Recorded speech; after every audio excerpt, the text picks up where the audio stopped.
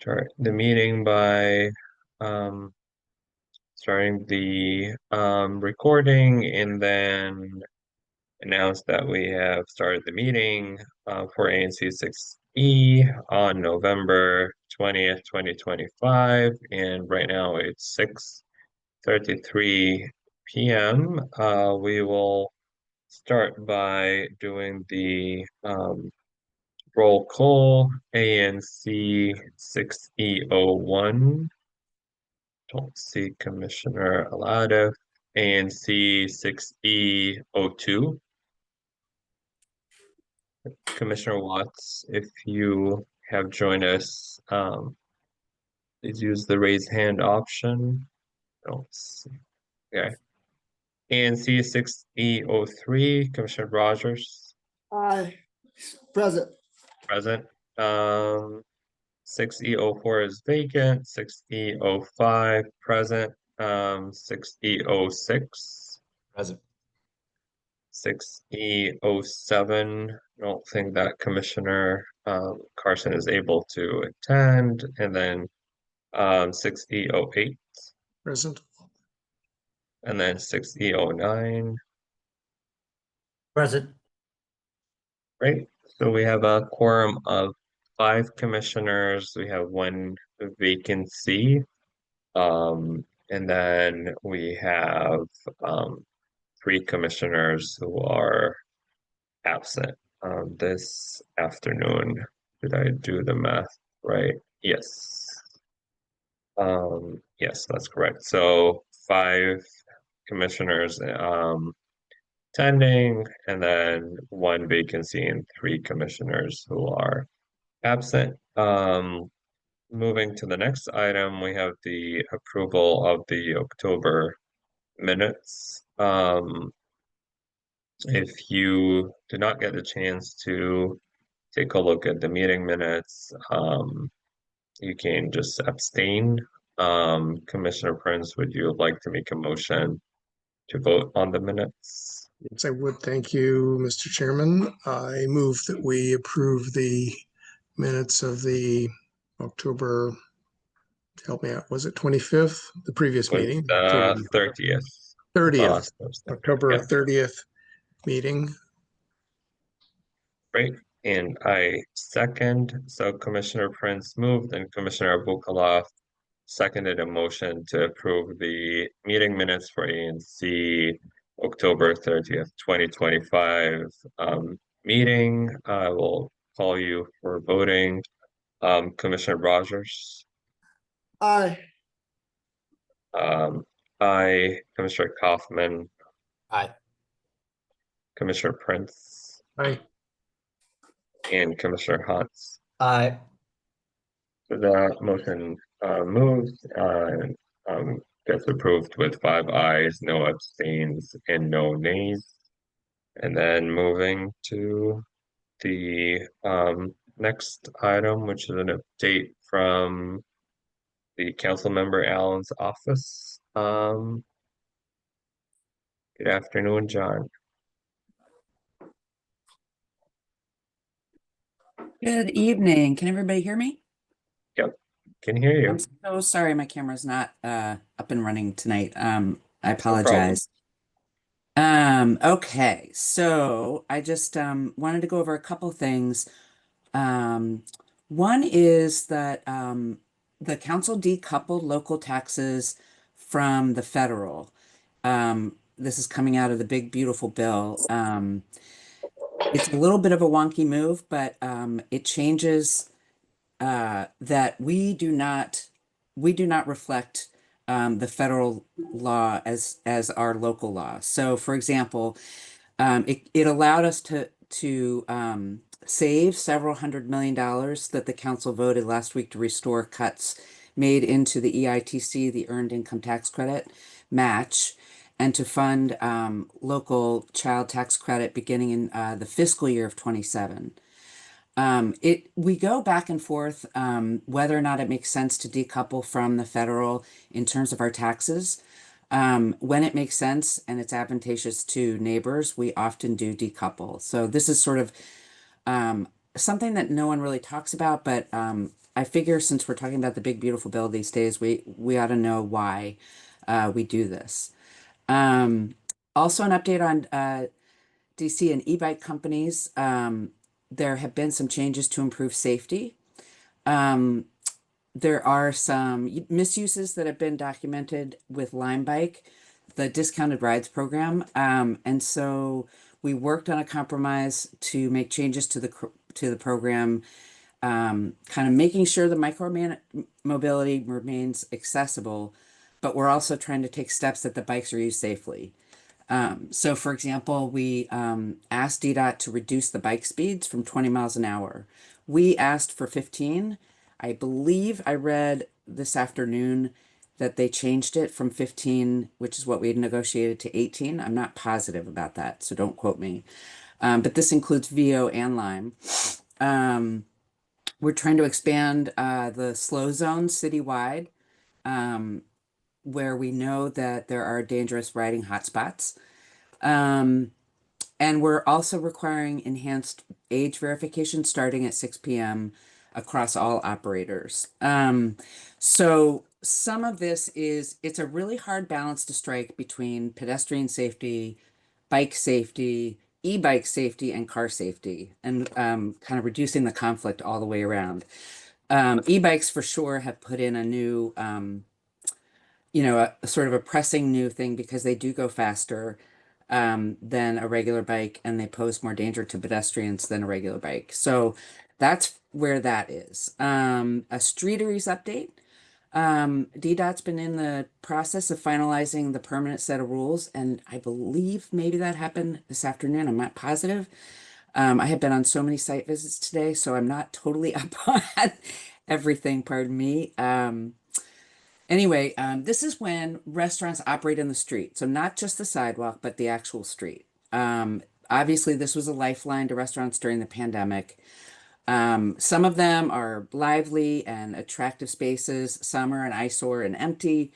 The regulations proposed by DDOT have a lot of restaurants speaking out about how it's so expensive.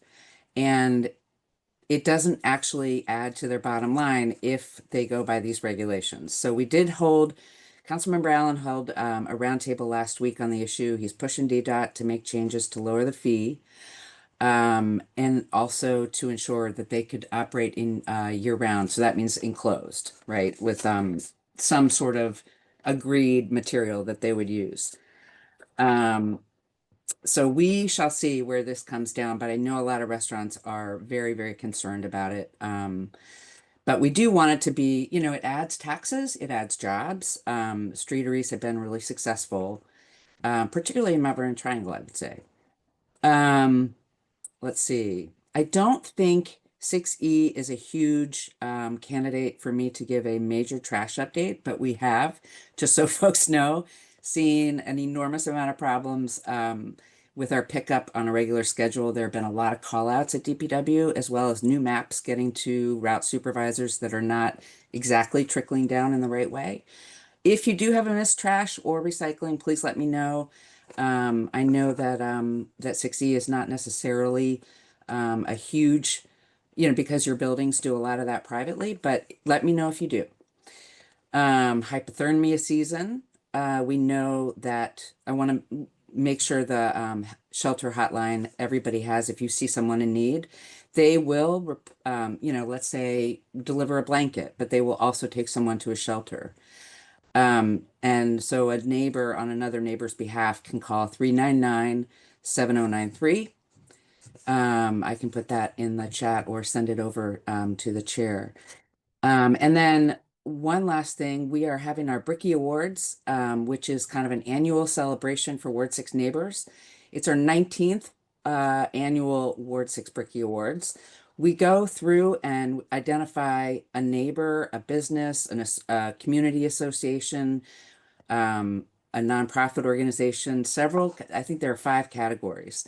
And what we do is we come together, celebrate, and provide them with their Bricky Award, but also a lot of local businesses chip in for food and drink. So it's kind of a big Ward 6 party every year. Um, If you want to go, you can RSVP on our website. And I believe the nominations have just closed as of yesterday evening. We do have some great candidates this year. We are celebrating on H Street. I will get that information on in the chat as well. It's, I believe, 609 H Street. Um, and I think it's a rooftop. I think it should be a lot of fun. And then let's see, the next thing closest to you guys is we're having a community office hours. That is just an opportunity for folks to come without an appointment to have a few minutes privately or with a group of people to chat with Councilmember Allen without, making any kind of prearranged appointment. That's at Tango Pastry, which is at 408 H Street. Last week we had one at Folger Theater Cafe, which was awesome. Really, really fun there. Bring your issue big or small. So you're welcome to RSVP or you can just show up. And with that, I'll take any questions you guys have. Thanks. Thank you, John. I have two quick questions, and then can check if any of my fellow commissioners have questions. I believe that I read somewhere that there will be an upcoming hearing or roundtable um, discussion about the hike in Pepco prices. Do you have any information about that? And then also the second question, and it's fine if you don't have a background information on it. I recently saw that Congress passed a couple of bills that would impact the justice system in DC. So if you have any information to share, I feel like I've seen a lot, but maybe not everyone have read about it. Okay, let me take your first question. The hearing about Pepco would be from our office. I'm happy to connect you with Connor, who is working directly with Pepco. Um, I know that Councilmember Allen's pushing hard to. I think the hearing is actually centered around their data centers, right? And so that those data centers, which use up an enormous amount of power, is something that cost is passed on to residents.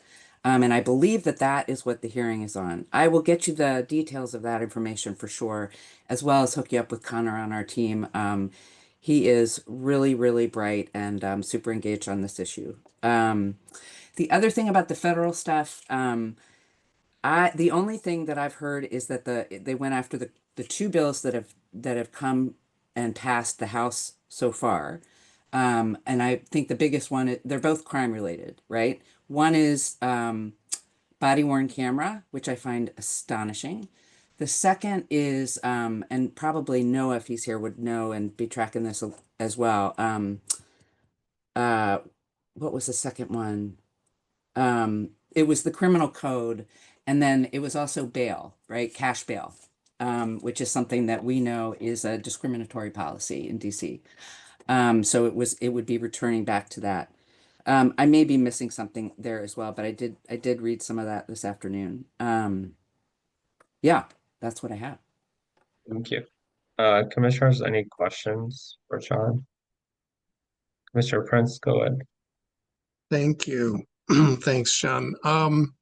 Coming back to the streeteries, I saw in one place in online discussion, um, someone mentioned that maybe sidewalk space costs businesses less than the streetery space.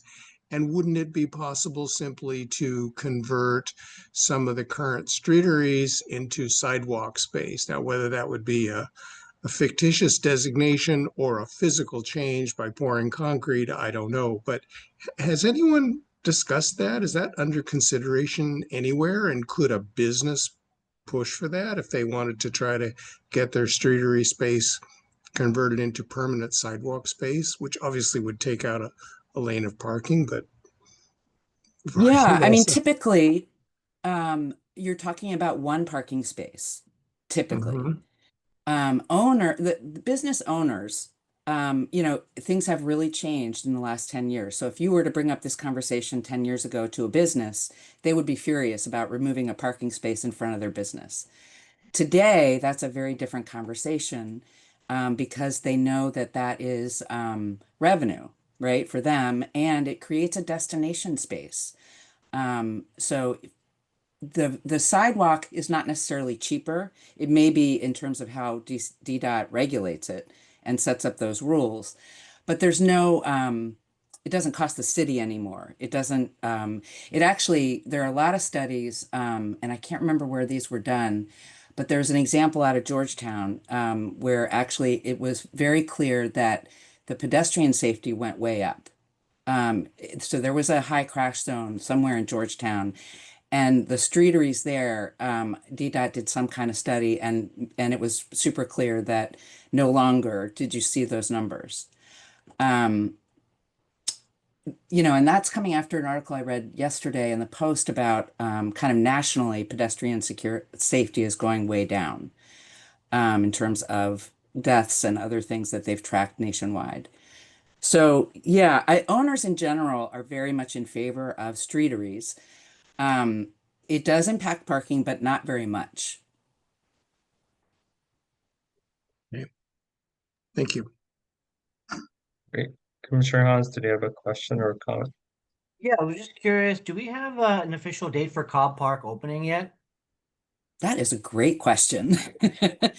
I do know, the biggest thing that, I mean, I think it's imminent.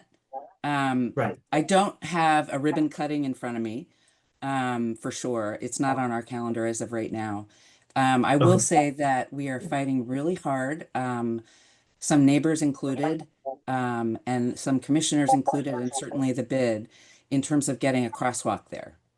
That seems to be a really big priority, and we're trying to shift DDOT into their thinking, because I think when they originally conceived of this park or agreed to this park instead of a parking lot, um, that was not necessarily in the cards. And I think that things have changed on the ground there, since the conception of Cobb Park. So I think that is our big fight in front of us right now.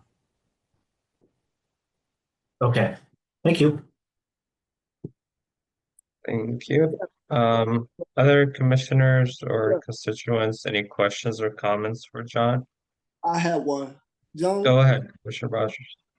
last year we worked on a project about the parking on the side of my building at the Savannah at First and K. Uh, the removal of those signs, right? We had removed them, right, and then they put them right back.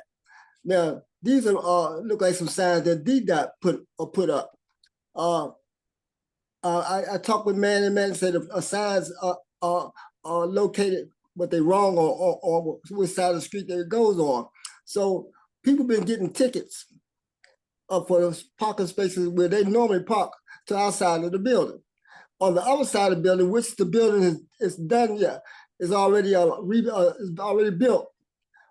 There's no parking over there, but they made both sides of the street no parking. What can we do about that? So last time you and I were out there, Commissioner Rogers, we did not think those signs were DDOT. You're saying now that they are more official signs? I don't think they're official signs now, but I don't know if DDOT put them there now.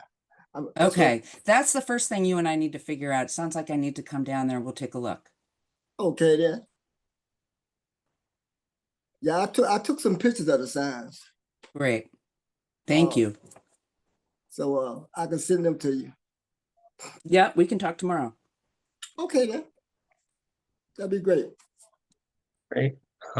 Constituents, any questions or comments for John from Councilmember Allen's office? Great. Not seeing any. Thank you again for joining us, and we will continue working with Councilmember Allen's office.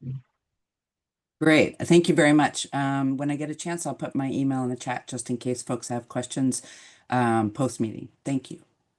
Great. Thank you, and have a good night. So I actually missed a step, which is voting on the agenda. So when I came back from a trip abroad and last night and very jet lagged, but we will go back to voting on the agenda for today. So we already went through the first four items. We approved October minutes, and we got an update from Councilmember Al's office. Noah is with us. He will give us an update from the mayor's office. We have the regular update from MPD on public safety. We have a short presentation from the Department of Transportation on new traffic signal installation on 3rd and K Northwest. We have a request for support for extension of planned unit development with DC Zoning Commission for the Catholic Crossing Center block. And then we have representatives from the Department of General Services and Department of Corrections to talk about or give us an update on the Central Cell Block project at 501 New York Avenue Northwest. There's a proposed resolution by Commissioner Hans that would encourage the Department of Transportation for DC to convert an open space in his single member district into a dog park. And then we'll have the open forum and then we will adjourn. Commissioners, any revisions, comments on the agenda for tonight's meeting? Yeah, just for mine. So I'm actually looking for two things. So for starters, yeah, I'm looking for D dot, D dot to transfer the space to Department of Parks. So that would be the first resolution. And the second would be just also that I would like the ANC support for the dog park as well. Okay. So there would be okay, Yeah, correct. Yep. to dispose the site, to the Department of Parks. Yeah, to basically transfer the site to the Department of Parks. Okay, okay, transfer ownership of the Yeah. site and then to convert. Okay. And then so you would want the commission to vote on two separate resolutions, right? Okay. Yeah, correct. Yep. Okay. So maybe just say resolutions that okay. Encourages DDOT to transfer ownership of the site and to support dog park in 6009. Maybe you could just say it that way. Okay.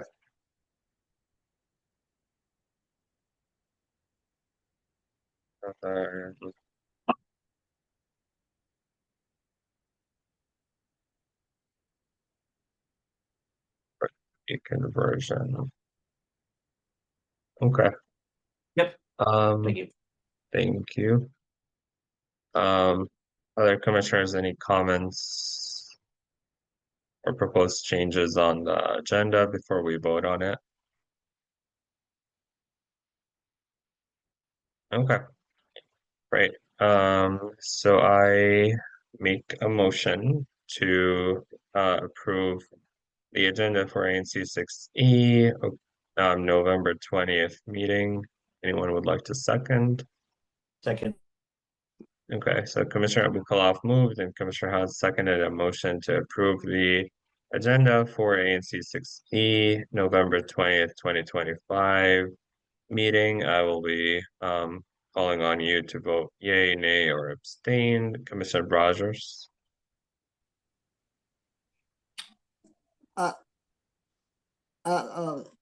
Yes, yes. I, Commissioner Kaufman. Aye. Commissioner Prince. Aye. And Commissioner Hans. Great. So ANC 6E approved the agenda for November 20th, 2025 meeting with 5 ayes, 0 nays, and no abstains. And now moving to the next item, do we have Noah or someone else from the mayor's office to provide an update? Don't see Noah. Okay. If he joins later, we can go back. This item,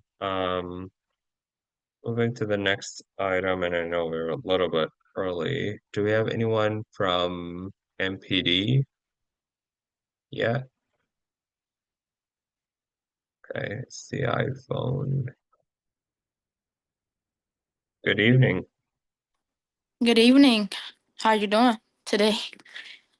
I'm doing well. Thanks for joining us. If you could introduce yourself Yes, and sir. your district, that would be great. Yes, sir. I'm Lieutenant Tut. I'm new to 1D. I'm stepping in for Lieutenant Archer and Captain Herbenak. Great. Thanks for joining us. Yeah, we usually just ask MPD's representative to give any updates. Could be about, public safety, stats, crime stats, and also, the federal involvement in local policing has been a hot topic. So if you have any updates on that, that would be great. Yes, sir. Right now, in PSA 102, violent crime has trended downward, with robberies leading reduction. The 14-day and the 30-day windows show consistent improvement and no major spikes. Far as property crime is concerned, property crime is down 23%. 1D, we will remain our posture with the high visibility presence that we already have in the area. Far as the National Guard is concerned, we will continue to work with the National Guard until they are no longer deployed. And if you guys have any specific questions about any area, I'm happy to answer those. Great. Thank you. Commissioners, any questions for Lieutenant? Or constituents who are with us tonight, you can use the Q&A box or use the raise hand option if you have any questions for MPD. Okay. Not seeing any. Thank you for joining us and providing the update. You're welcome. Thank you. Have a good night. Good night. Moving to the next item, which is a presentation by DDOT. Let's see. I'll be promoting Kelly as a panelist.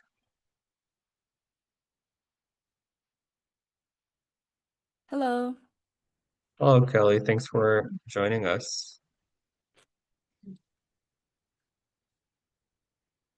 Hello. Okay, so do you mind if I share my screen? Because I want to show my Yeah, yeah, of thank you. course. Okay.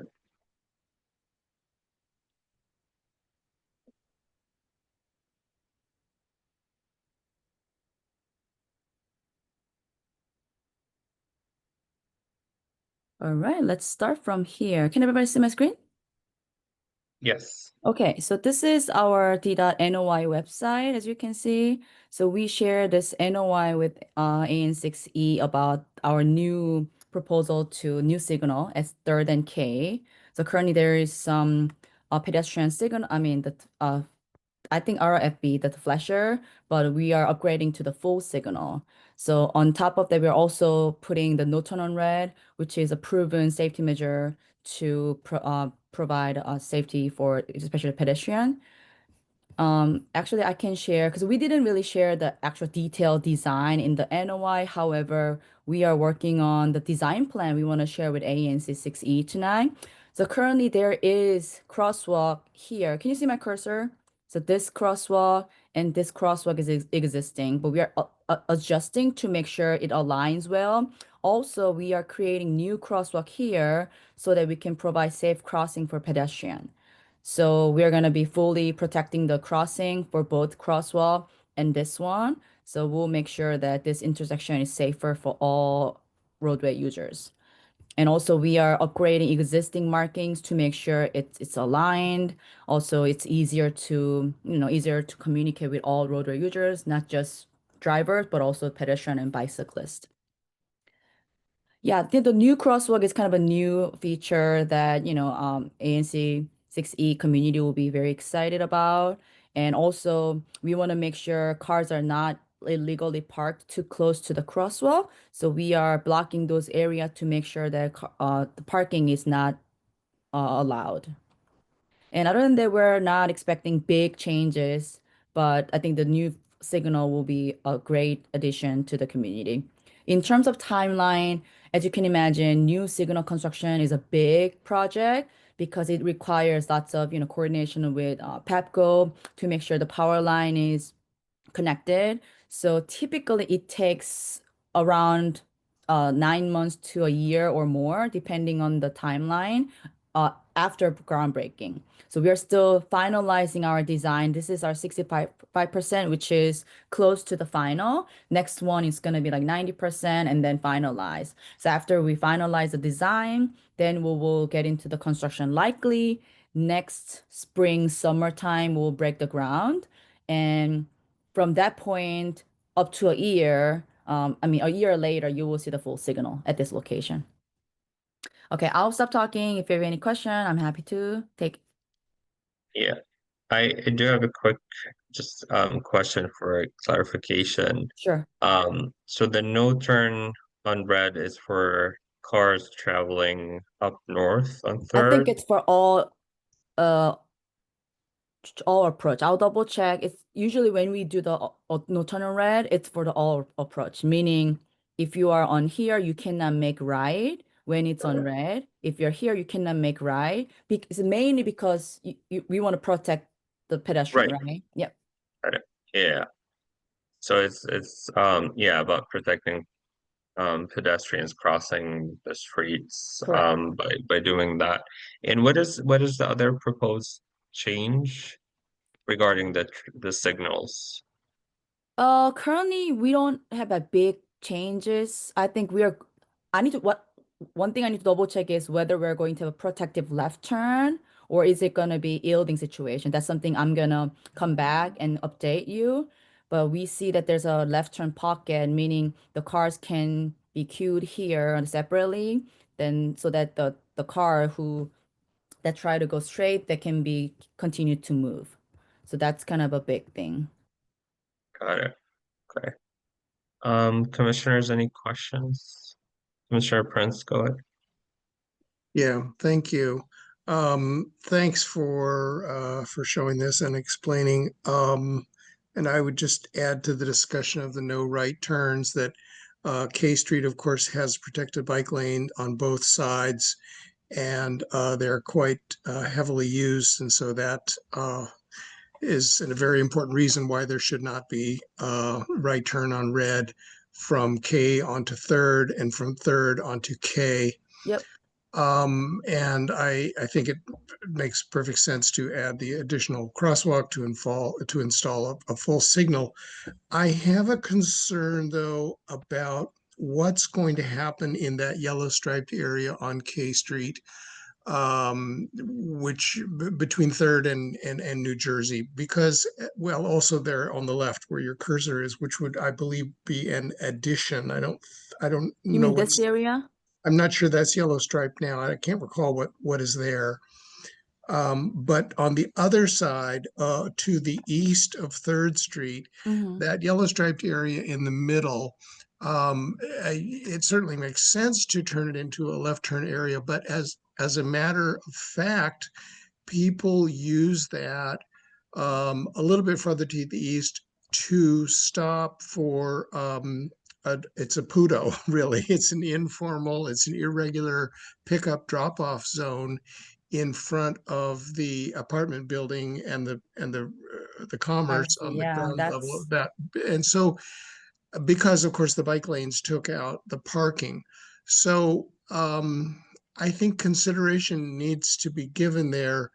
Should, for example, that area be, I mean, I guess it would be irregular, but designated a PUDO, and then a left turn lane opened up closer to the actual intersection, which is one way of going about it, because people will stop there no matter what. Well, gotcha. unless you turn, where would the left turn lane start? I guess that's the question. Sure. So I think the left turn lane starts here. You see those Uh-huh. line. So it's Yeah. gonna maybe have, I think, up to 3, 4-ish car. I can't really measure. Yeah. We can double check. But Okay. thank you for bringing that up about this illegal activity. Basically, you using this lane as a poodle is really dangerous because there's no safe Yeah. crossing. So Sometimes actually, it's I talked metro to. access vans even sometimes. Yeah, so what I think I heard from Councilmember Allen's office through our curbside management team. So here, currently this area,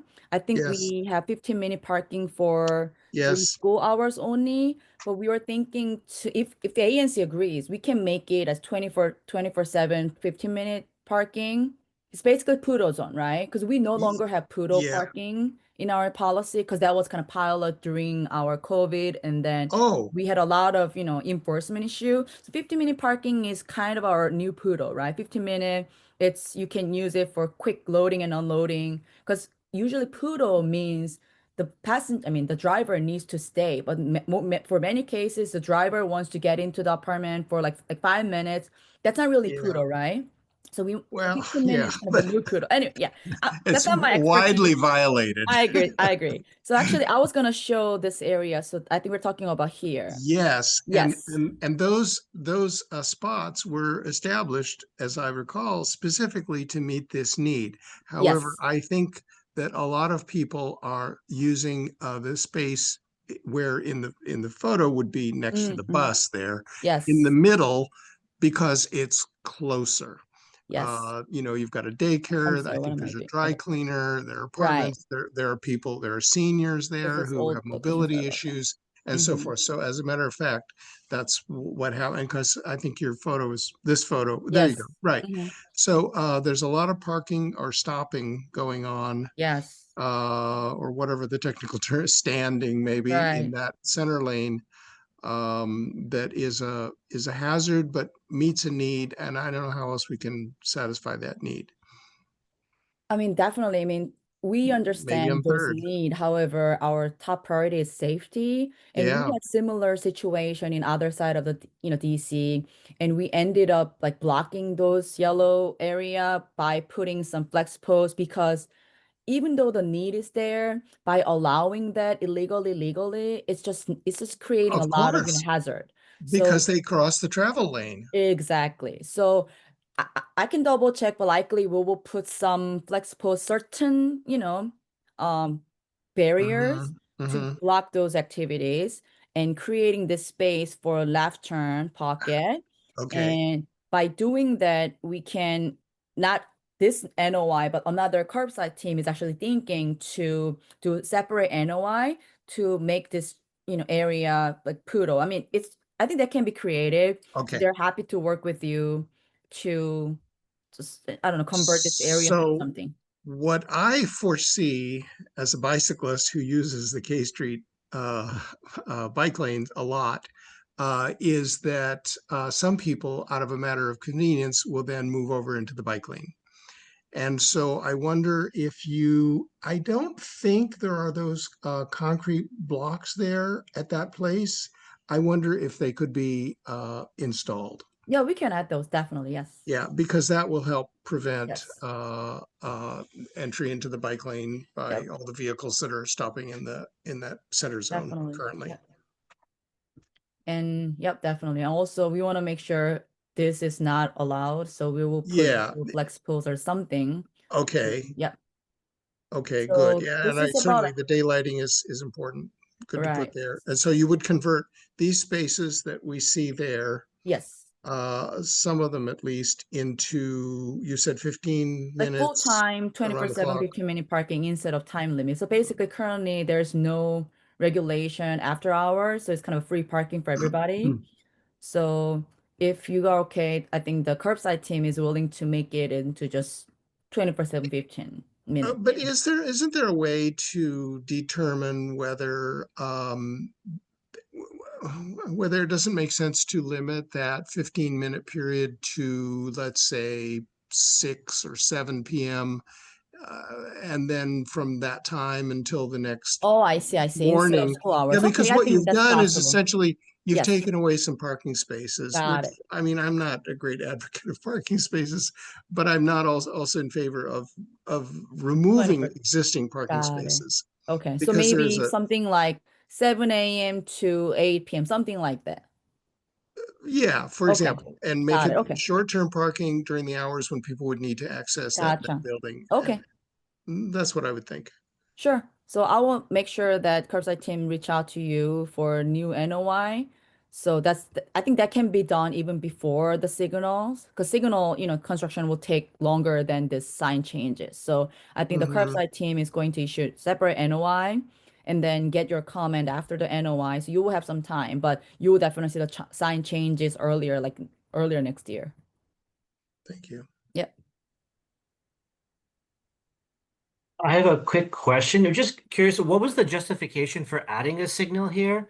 Because I know this is a pretty K Street can get quite backed up sometimes too, and there is a signal the next block over on 4th, right?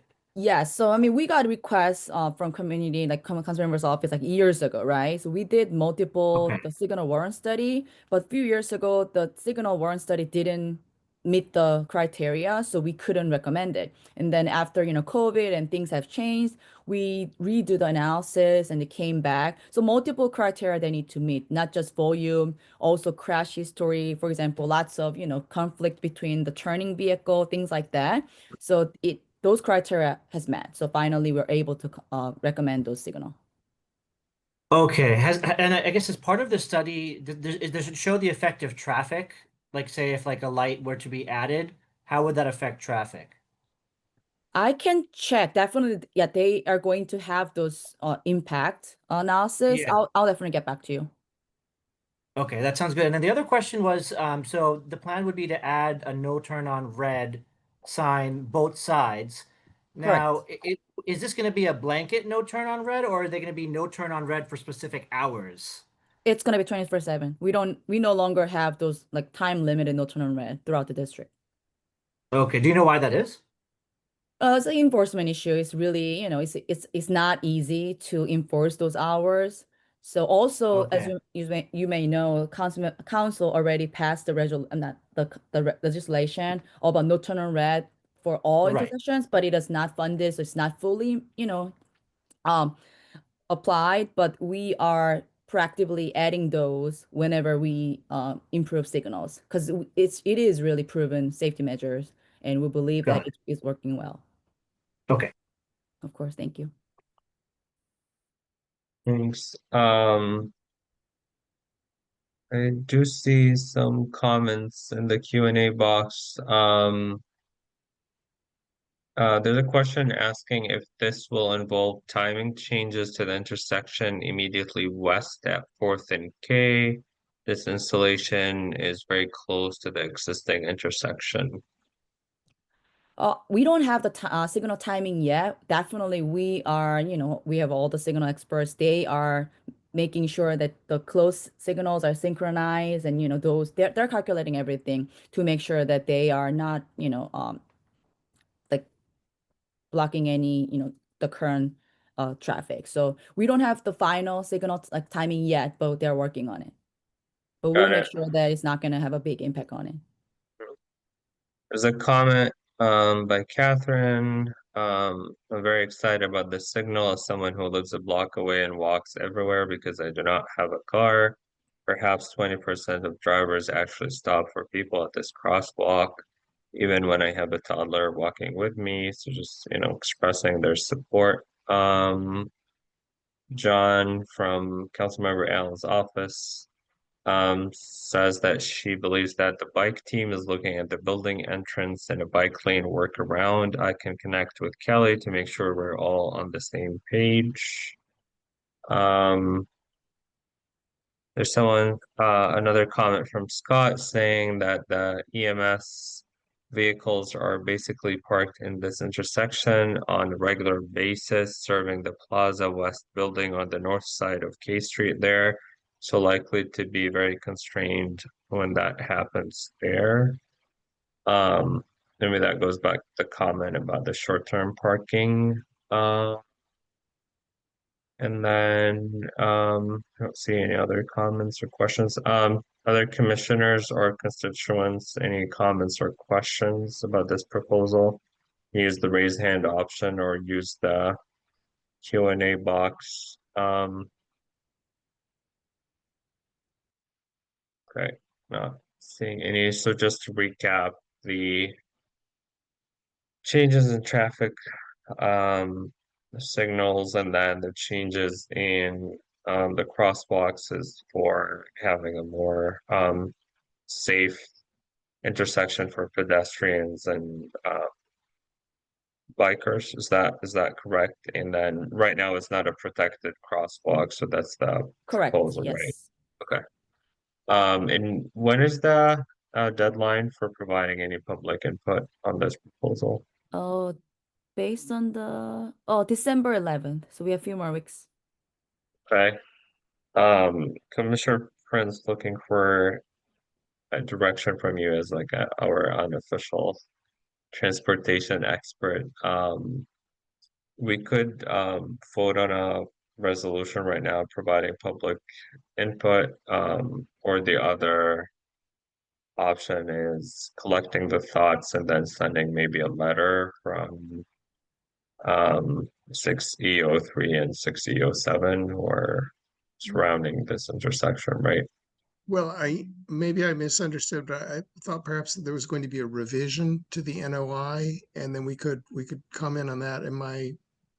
Did I understand that correctly? Oh, sorry. So the current NOI I was presenting was for the signal. There will be new separate NOI from curbside team regarding the Okay. parking changes. So today I wanted to just like bring that up just to gauge agency's interest. So now that I know that you guys are interested, I will definitely make sure that curbside team will reach out to you guys for the new NOI. Yes, and the current NOI then, if we expressed an opinion on that, that would include our discussion of, I mean, the plans for that, I don't know what you call that yellow stripe zone Got it. Yeah, there. yeah, yeah. Because, we obviously have some concerns about how that's handled. So I suppose we could, do you need a vote from us or a letter or Oh, is it'll it be great just sufficient if you just can to, just send us a letter listing outlining all this concern. Then we'll okay, review and then provide you a response. And if that is like a big change, we may need revision to the NOI, but mostly uh-huh, if it's small changes, we okay. continue to just work with you to, keep you guys updated on the final plan and then move on to construction. I think we should do that then. Yep. We'll prepare a comment on the NOI, and then if you have anything additional, of course, then just make sure it's flagged for us so we can look at it. Yep, perfect. And I've noted the deadline, December 11th. Is that correct? Yes. Okay, very good. Thank you. Yeah, I think that just makes more sense than just voting on it since we may Yeah, have a number of proposed changes or comments that are slightly technical. So I think that I would like to ask if the graphic could be made available to us if we don't have it already. Yeah, Can definitely. you I share will that share with with us? you after this call, Good, thank you. of course. thank you, Kelly, for presenting and answering the questions, and we will be submitting a letter with our comments by the deadline. Thank you so much. Thank you. Okay. I just want to make a quick comment that Commissioner Alada joined the meeting around 7:10 p.m. Am I right with the timing, Commissioner? I believe it was around 7:10 p.m. So we'll just go with that. Okay. Now moving to the next item, which is request for support for extension of planned unit development. Of Jessica.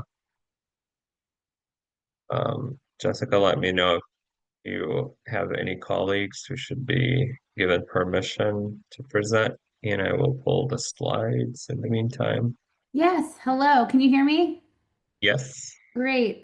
Blaine Carter is on, and it'd be great if you can bring him up to be presenter as well, just in case there are any questions. I don't see an option to turn on a video. That's fine. Oh, you don't, there's no option to do that.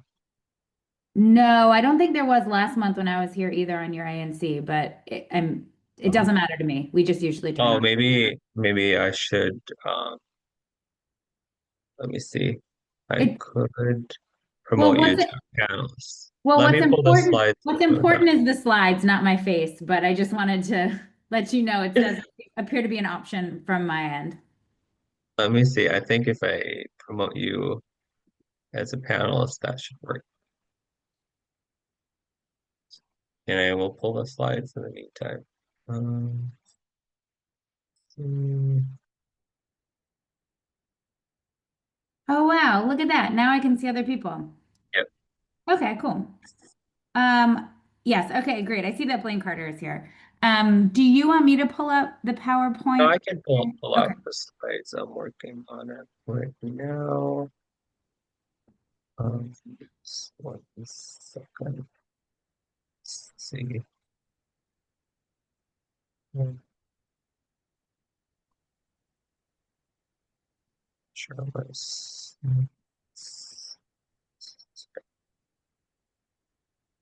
can you see the slides now? Yes, thank you. Great.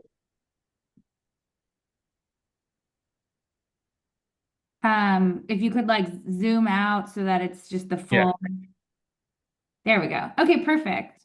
Um, Good evening, commissioners and members of the public who are here. My name is Jessica Bloomfield with the law firm of Holland and Knight, and I'm here with Blaine Carter, representing the applicant for this application, which is in front of you. You can see it is a 2-year time extension for the second stage PUD of the center block within Capitol Crossing, which is shown on the screen here. If you go to the next slide, please. Um, oh, oh. Slide. Yeah, there we go. So I'm just going to do a brief overview for those of you who are not super familiar with the project. This is what it looked like before it was constructed. The red is the outline of the overall PUD site that crossed over, bridged over the highway. Next slide, please. Here are just some other images of the property, what it looked like before the PUD was constructed. And then if you go to the next slide, you'll see that the 3 development blocks. North is to the left on this picture. The north block, the center block, which is what we're going to be talking about, and then the south block, we created a podium over top of the highway and created a whole new street grid that now exists that you're familiar with, I'm sure. The entirety of that north block has already been constructed. The center block is what we're about to talk about, and then the south block is not applicable to this application. Next slide, please. This is just an image showing what that podium structure looks like with the development on top, the highway, and then the underground parking garage and loading facilities that are being provided for the entire project. All of those facilities have been approved, designed, approved, constructed, they exist. So much of this project, the major part of the infrastructure of this project is already done, and it is now just a matter of constructing these last few buildings, which have all been approved.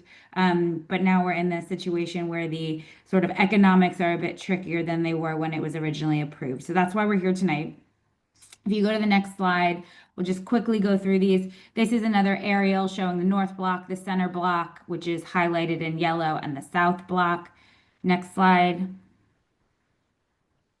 Here it is again. That's the center block, which we're talking about tonight. It was approved as a second stage PUD in 2021. It is a residential building, a hotel building, and a 2-story podium with retail space. Next slide. Here's just a zoomed in aerial of it. Next. Yeah, so this is just the residential building has 166 units in it, of which 50 are affordable. The hotel would be have 222 keys, and then the ground floor podium with 20,000 square feet of retail space. Next. Here's some renderings, the residential building in the back and the hotel building closer to the view. Next. Here's the residential building, and the next slide. That's the hotel building. Next slide. Again, these are all approved, so we're not asking for your approval of these designs. What we are asking for is an extension of the deadlines to build them. So the approved deadlines are to file a building permit by March of next year for the residential building and the podium, start construction of the residential building and podium by March 2027, and obtain a certificate of occupancy for the residential building and podium by March of 2030. And the next slide is showing the 2-year extension that we're requesting to extend those deadlines to 2028, 2029, and 2032, respectively. Next slide, we will go through the requirements there are 3 legal standards in order to meet the extension request. One is that the request is served on all parties. 2 is that there's no substantial change in any of the facts which the commission based its original decision. And the 3rd is that the applicant demonstrates substantial evidence that there is good cause for the extension. Next slide. We filed an application a couple of days ago. We served a copy on the ANC.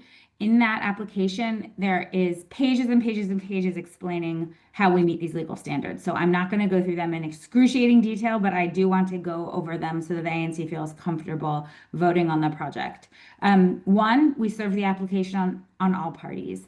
At the time the PUD was approved, ANCs 2C and 6C were the affected ANCs. A couple years ago, as a result of the ANC redistricting, ANC 6E, which is you all, you're the only affected ANC. But we served all 3 just in case. We are not proposing any changes to the approved project and are committed to moving forward with it. That's 2nd standard. And the 3rd standard is that we have demonstrated substantial evidence that we have been unable to move forward with the project. And I'm going to talk about that one on the next slide, please. We have been unable to move forward with development of this project. As I'm sure you've heard from many other applicants throughout the city, but also in your ANC, my associate was here last month requesting an extension for another project. Construction costs are extremely high right now. Supply chains have been disrupted globally. There are material shortages globally. Here at home, the trade and fiscal policies have had major impacts, including tariffs and uncertain labor dynamics and deficit spending. There is volatility in the financial market, long-term elevated interest rates, and all of this sort of comes together and creates an overall heightened economic uncertainty in the development world in Washington, D.C., elsewhere as well, but we're focused here in D.C. So the next slide goes through sort of some of the things that we wanted to demonstrate to you that we are still very serious and intend on moving forward with this project. So as I mentioned, we constructed the platform and the base infrastructure that includes all of the below grade parking and loading facilities. You saw that image at the beginning. We constructed 2 office buildings on the north block, the rectory and the annex for the Holy Rosary Church in the center block, and we relocated the synagogue from the south block. So that was major time and construction.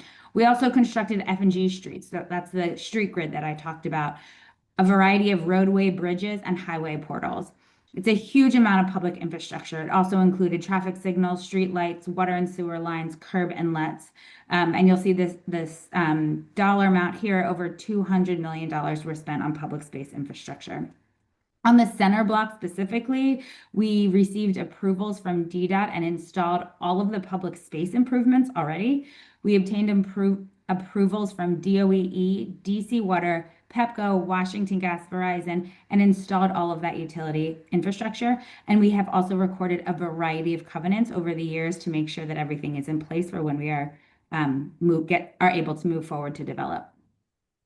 Next slide. So this is just a quick, so you understand where we are in this application. We filed it on November 18th, earlier this week, when we sent you the ANC a copy. November 20th, that's today, we're giving this presentation. We expect that the zoning commission will take this up at their public meeting in January. It's unlikely at this point it will be December, but it will be one of those two meetings. So I think that's it. If you go to the next slide. Yes, that concludes our presentation, and both Blaine and I are here to answer whatever questions that you have on the project generally or on this extension application more specifically. Thank you. Great. Thank you for the presentation. Commissioners, any questions for Jessica or Blaine or constituents? If you have any questions, they can use the Q&A box or use the raise hand option. Personally, don't have any concerns. So to clarify, a planned unit development is basically like a plan that that imposes special regulations, right, for like a site, whether it's like zoning. Yes, so the Capitol Crossing was approved as a PUD for that whole site. South block, center block, north block. It included all of the infrastructure to create the public streets. It created the bridge over the highway, all of the underground parking and loading under those three, that whole block system was all approved as a first stage PUD by the zoning commission. Oh, Blaine, how long ago? 15 years? Oh, geez. I want to say more than 15. More than 15 years. The case number is 08, which means it was at least applied for the first time in 2008. Then there were a series of second stage PUDs, which is where you go in for more detailed design approvals. And the PUD includes a whole public benefits and amenities package. So you provide a very detailed design, massive, I mean, everything you submit, architectural drawings, and those get approved by the zoning commission. So we are bound to build what has already been approved and reviewed extensively with the ANCs. We're not revisiting that at all. If there was any sort of proposal to modify what has already been approved, we would be coming back to the ANC. This is just an extension of what's already been extensively reviewed and approved of.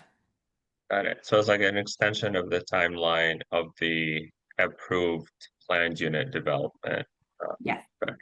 Yeah, I just like to ask those clarifying questions Of because I also course. like it's not always like the technical terms are not always I'm very sorry for not starting there. no, Yeah. no, it's all good. When you like work on it all the time, you assume that everyone is Yes. familiar with it. I get that. Okay. Commissioners or constituents, do you have any questions? Yeah, Commissioner Alada.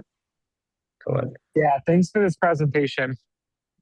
Just a quick question on, so the proposed extension is going to be for 2 years. Do you have confidence that this additional 2 years will mean that progress can move forward in a substantial way? That's the goal, yes.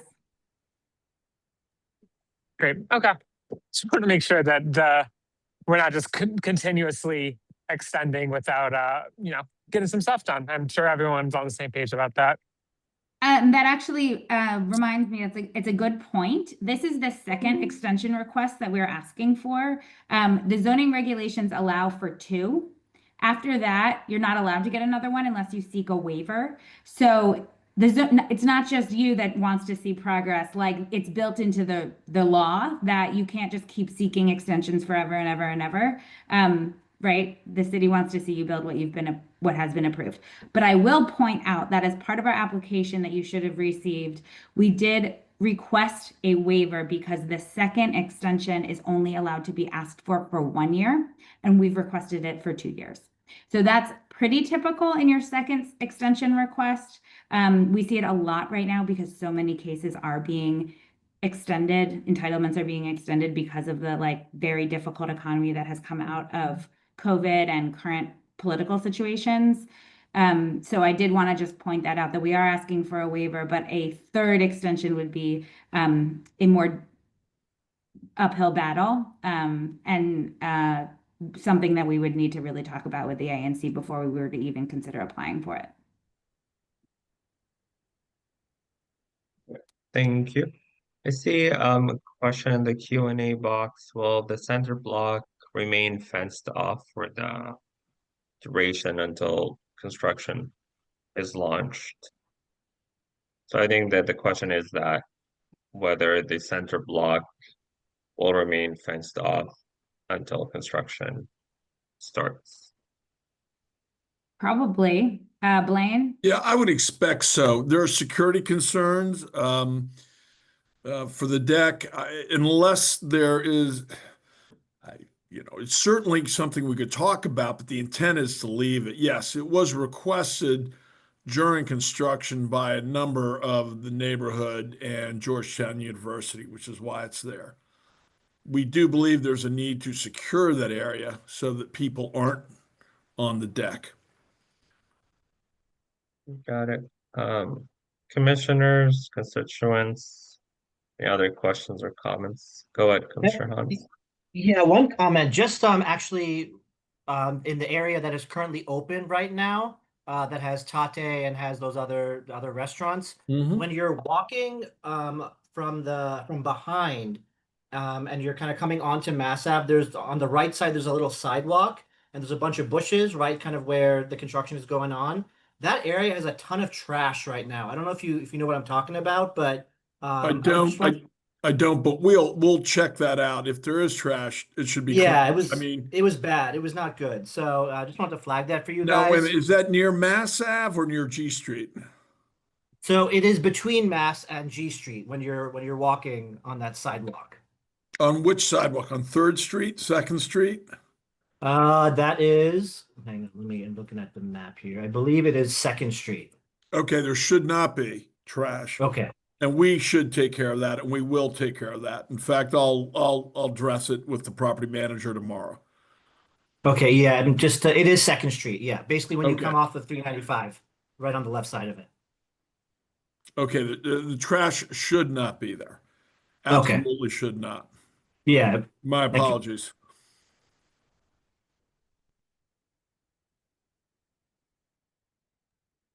Other questions or comments? Okay. Yeah, thank you for, oh, go ahead, Commissioner Prince. Do you have a question or Well, no, comment? actually, if you're wrapping up, then I'm prepared to introduce a resolution. Yeah, I And was, I will have some remarks to oh accompany. yeah, yeah. Shall we go to that? Yeah, we can move to discussion and then voting on the resolution. It's more about whether you have any questions or comments for Blaine and Jessica before we move. No, I don't have any Okay. questions because I did have a chance to go over the entire package that was submitted to the zoning commission, which was very detailed, and particularly the letter to the zoning commission. It was extremely helpful to me to understand this. I had some familiarity, of course, because we already approved a 2-year extension for the South Block earlier this year. And I absolutely understand the reasoning. I'm completely persuaded. I strongly support it. And I think that the reasons that are set out are on target. We all know about the issues in general affecting sort of every man about tariffs and so forth, but the materials that were presented in the package about the construction industry specifically were helpful to understand that's real. So I would introduce a resolution that we support the second 2-year extension for the center block part of it, and I can certainly give you Mr. Chairman, a draft letter similar to the one that we sent earlier about the South Block, in which we state that we find the reasoning persuasive. The other 2 points, of course, have obviously been met about serving notice on parties, and the second one, I can't remember what it is, but that was also satisfied. The issue is really, are we persuaded or not? And I certainly am. And I also would say that under the current circumstances, I think it's justified to ask for a 2-year extension, to ask for a waiver to allow a 2-year extension. Great. So before we move to vote, just quick question. There's a question about whether there's a point of contact on the site for ANC to flag issues or concerns if similar situations happen, like trash accumulation or anything like that. I don't know if you have them, but we're certainly happy to provide you with a number of contacts. If there's construction issues, either myself or Lexi Marshall, Jessica and I will make sure we get, and if it's a property management issue, one, not only that we are on site. And what I do want to say is the trash may be on public space, but we take care of public space as well as our private property. Yeah, it is public space. Yeah, it's Okay, like it right. doesn't, you know what? A bushing. But it reflects badly on the project. Okay, so Yeah. we will we're happy to assist, and we don't distinguish between public space and private property in terms of cleanup and maintenance. To the extent we're allowed to I mean, we obviously can't do construction in public space without public space approval, but in terms of general cleanliness, certainly we'll take care of that. So there are at least 2 or 3 contacts. We're happy to provide them. We are on site. We can respond to issues on site immediately. We certainly have a staff right there ready to go. Thank you. Who should we send the contact information to? I mean, you can send it to me and then I can share Okay. it with the commission. Okay. That works Okay. too. Jessica and I will coordinate that. Thank you very much. Great. Yeah, thank you for joining us. We will be voting on the resolution in a couple I'll of also minutes. get it to Mr. Prince as well as you, just because Sure. he's our guy. Doesn't mean to Oh. cut you out, Dale. No, Yeah. no, of course that sounds great. Great, thank you. Have a good night, and we'll be voting on the resolution, and then we will share it with you. Thank you very Great. much. Thank you very much. Thanks. Okay. Um,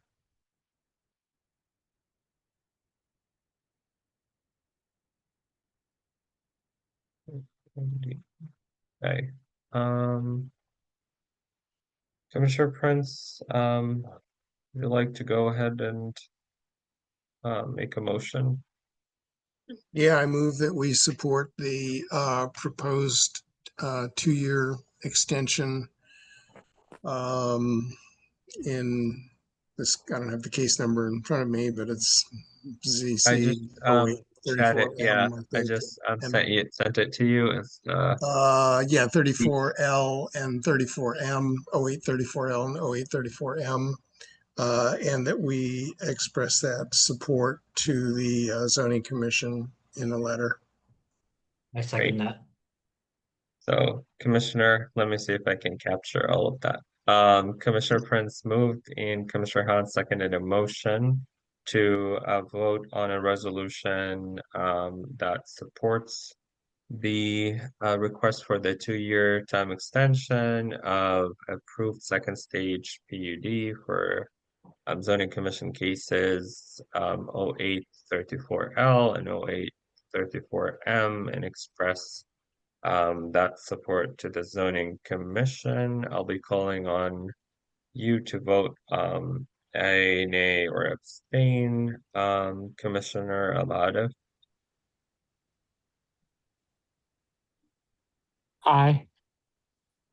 and then Commissioner Rogers. I, I, Got it. Aye. Commissioner Kaufman. excuse me. Commissioner Kaufman, I could not hear you. Aye. Then Commissioner Prince. Aye. And then Commissioner Hans. Aye. Right. So the motion moves and gets approved with 6 ayes, 0 nays, and no abstains. I'll be working on sending it to you, Jessica. And then now moving to the next item, which is an update on the central cell block project. Let me see who we have from the DC Department of General Services and Department of Corrections. If you are representing these departments, please use the raise hand option to let me know. Okay. You are here. I'll be promoting you as a panelist.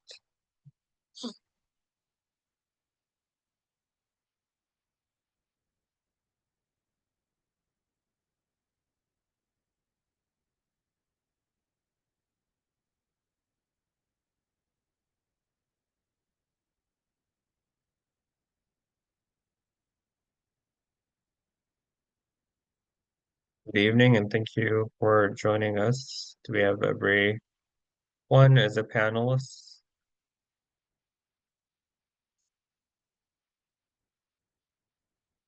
Good evening. This is Des Green with DGS. Good evening. So I have the slides. If we can keep Okay. the presentation for around 10 to 15 minutes, so we would have enough time for Q&A, that would be great. I will be pulling up the slides for you to present and give us an update, and then we can move to discussion. Okay.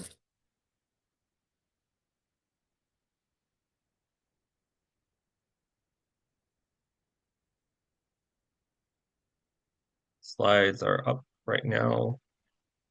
Okay. Do you mind, is there a way that you can increase the Sure. visibility of it?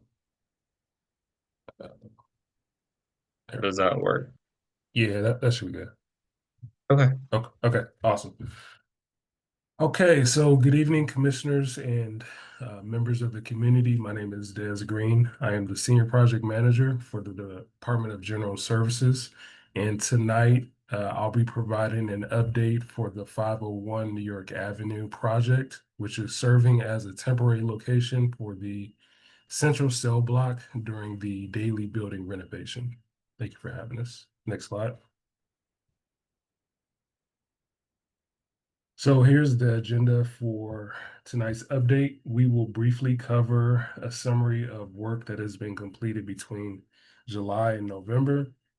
We'll provide an overview of the regulatory review process. We'll walk through the design elements currently under review. We'll share the updated project schedule, and we will outline what to expect next. And then we'll open the floor up for questions. Next slide, please. So here's a summary of the work that has been performed from July through November. On the interior, the project team has completed major selective demolition, light metal framing, and the installation of HVAC equipment. The electrical and plumbing equipment installations are partially complete, and the rough-in activities across mechanical, electrical, plumbing are ongoing. The installation of the detention equipment and accessories are also actively underway. The equipments would consist of beds, cameras, toilets, sinks, things of that nature. On the exterior, there has been no construction activities, no changes to the fence, to the curb cuts, or the site conditions.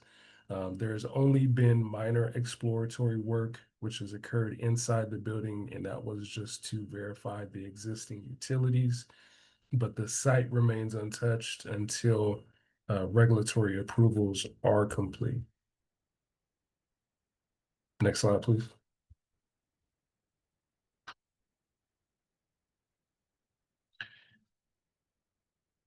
And so in August, during the Public Space Committee review, the perimeter fence, the curb cut elements were referred to the Historic Preservation Office for further review. And since that time, DGS and our design team, DLR, have been coordinating with the Historic Preservation Board to refine and update the design based off of the comments that we received. An updated submission has been provided to HPO on October 31st, and our next official review date is scheduled for December the 18th. As part of the HPRB process, we were required to notify the 6 surrounding property owners. We also mailed out the documents to the ANC PO box, and then we also directly sent it to the ANC 2G and 6E commissioners via email. I do want to just stipulate that these notifications are an administrative requirement of HPRB, and they're not tied to any start of construction or permit issuance. Next slide, please.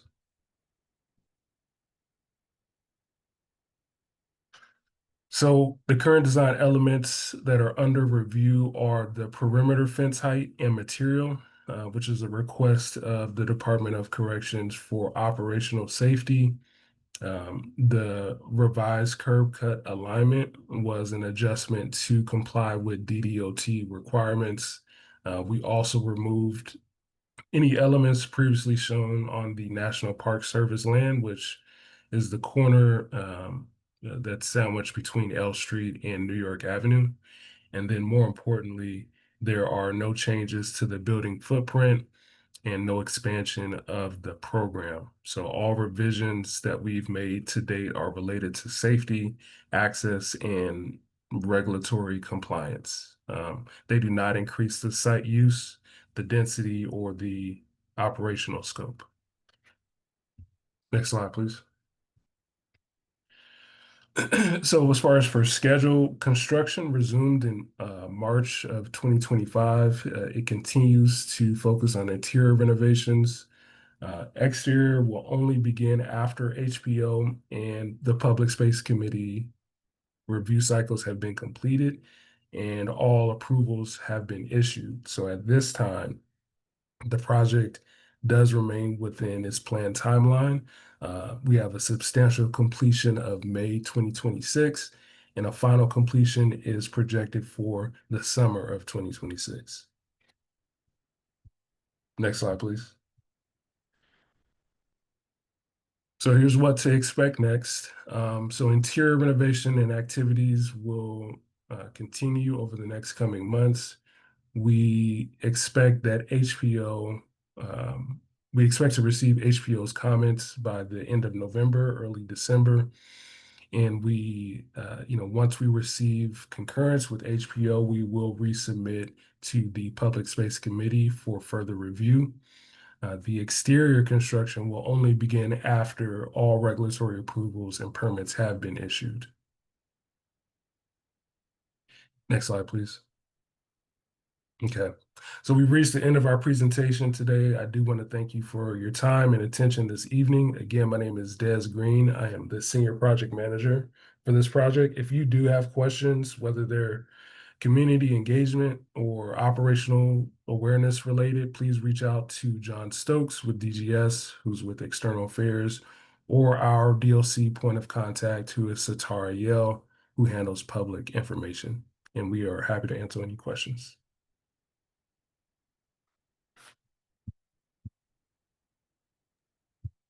Okay, great. Thank you for this update. So before we move to discussion, just to provide some background information, ANC 6E in July 2024 passed a resolution opposing the special exception request for this project, stating that the proposed central cell block would adversely affect the use of neighboring properties and therefore should not be eligible for a special exception. Just wanted to provide this as a background information. We had a slightly different commission back then, but just wanted to provide that. And then there were some concerns about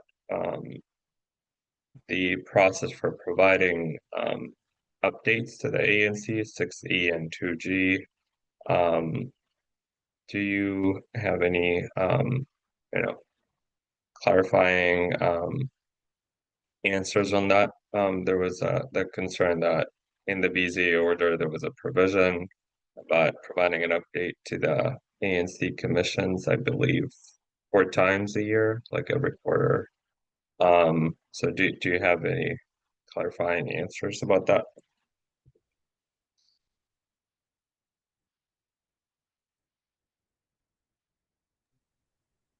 Yeah, so our understanding is that the ANC engagement for this project would be coordinated through our senior leadership, and we've, followed that internal direction.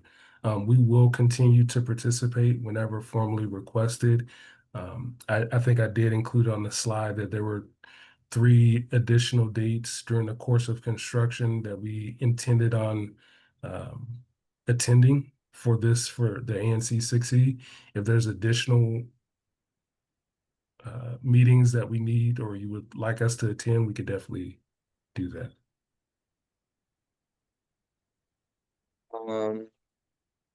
So the concern was about the BZA order. There was a provision 5, and whether it was violated or not, but having representatives present on ANC meetings every quarter. So the question in the chat whether it was violated or not.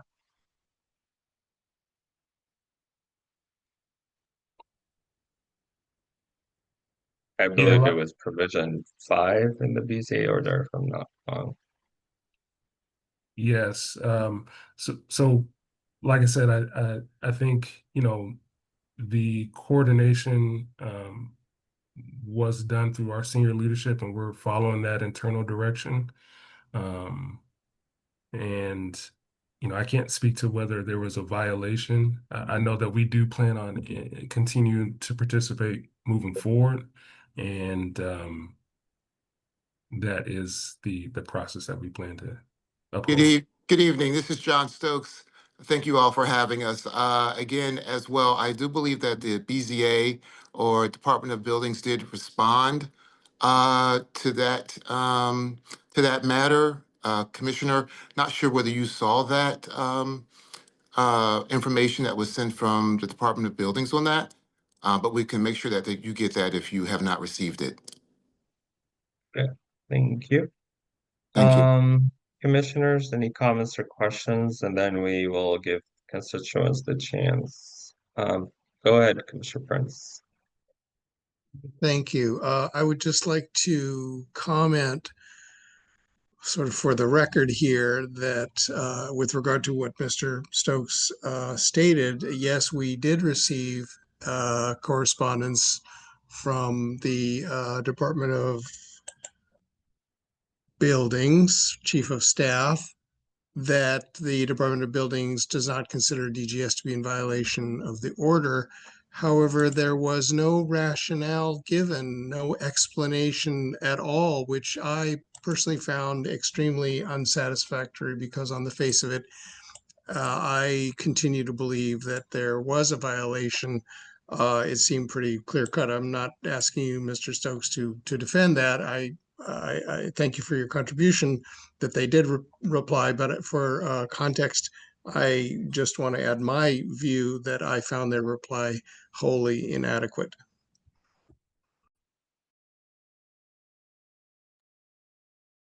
Yeah, thank you for flying that. And I remember it was probably a one-line answer that there was no violation, but I second what you said. There was no explanation why it did not violate the provision in the BZA order.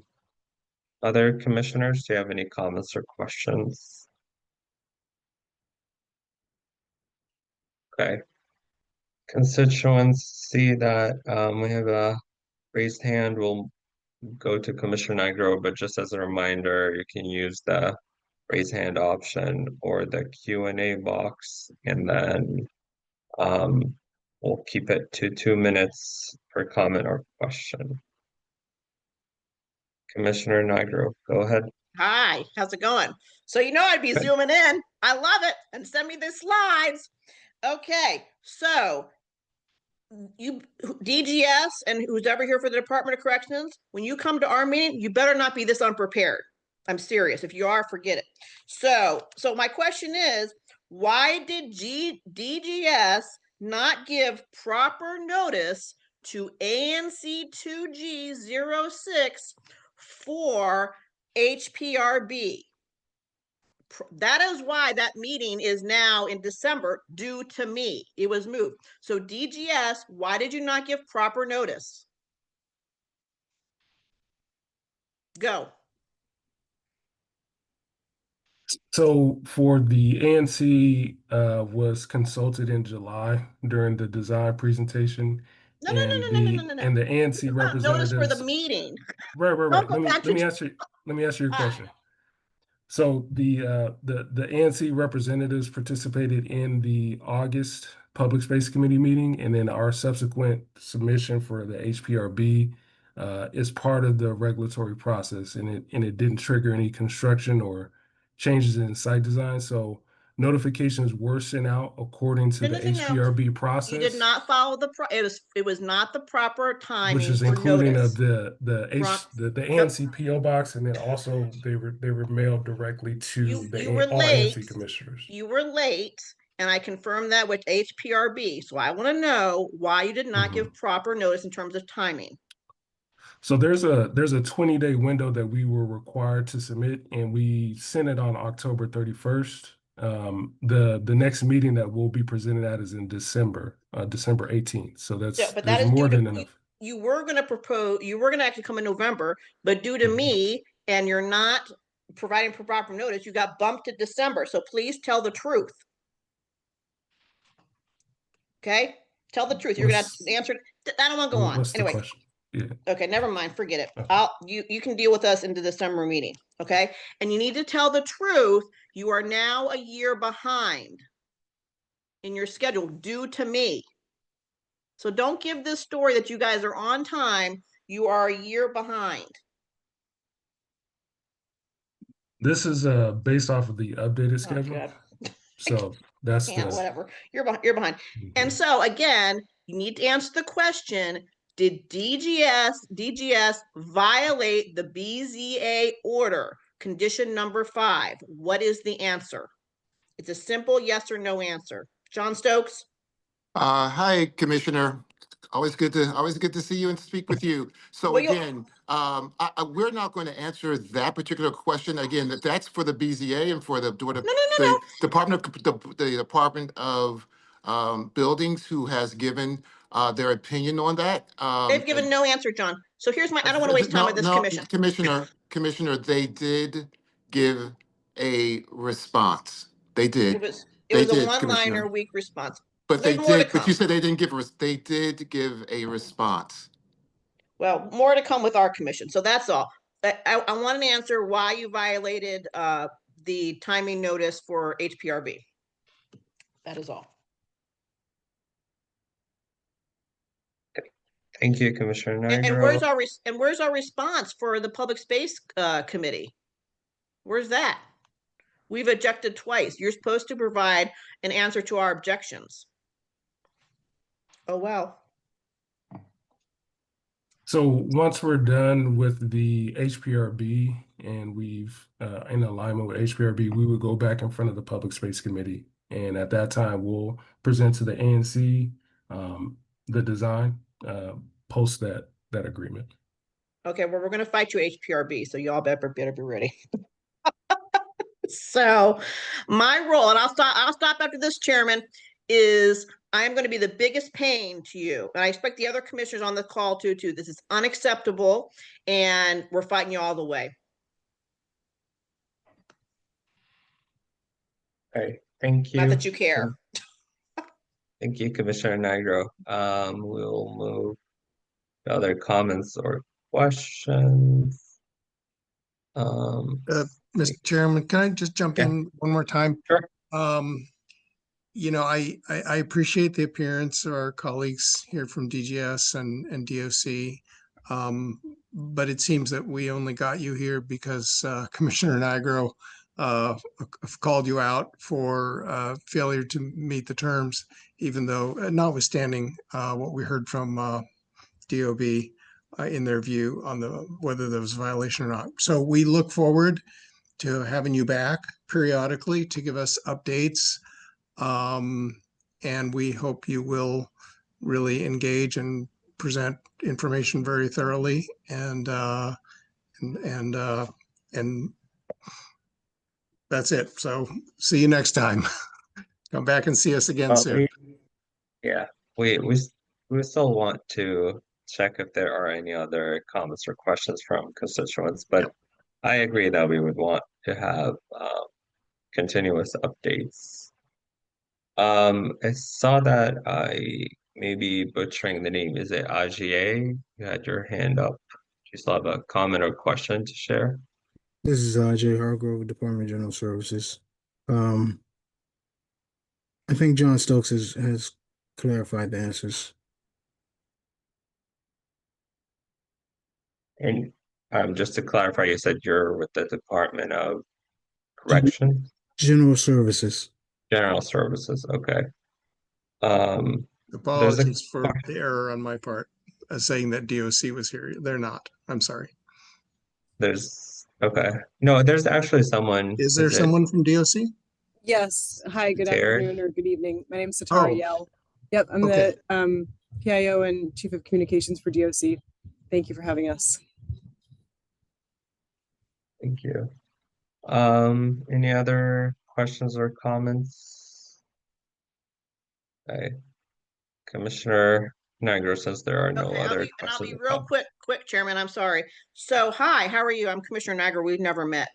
So my question is for the bill that passed the House last night that we don't know what will pass the Senate about, about the bond, and I can't remember the exact whatever that, but anyway, they're gonna be in jail longer or in the holding cell longer. Where are all these people gonna go if there's like a no release thing? I'm not explaining that, but you know what I'm talking about, right?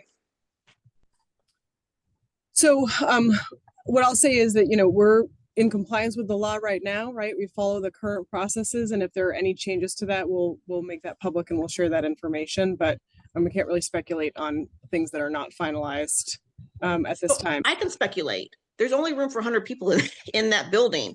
Where are all those people going to go if they're waiting out and they can't pay bond? So again, there's no changes to the current process, but if there are changes, if there were to be changes based off legislation, we would make sure that information is publicly available so everybody understood. Okay, so if this does pass in the Senate and becomes law, signed by Donald Trump, then when this does open at 501 New York Avenue, our worst nightmares will come true. I said it. Okay. Thank you, Commissioner Nigro. Last call for any other comments or questions. Okay, not seeing any right now. As Commissioner Prince said, we have an invite for you to continue to provide us with updates, and we can follow up about the question about the alleged or potential violation of the BZA order, a provision for providing public updates with leadership in Mayor's office. Commissioner Hans, did you have any questions or comments? No. Okay. Thanks for joining us, and we will continue the conversation at future meetings. Thank you. Thank you. Thank you for having us. Thank you.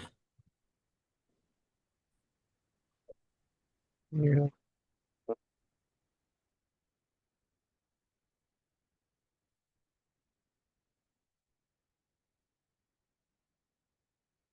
Into the next item, which is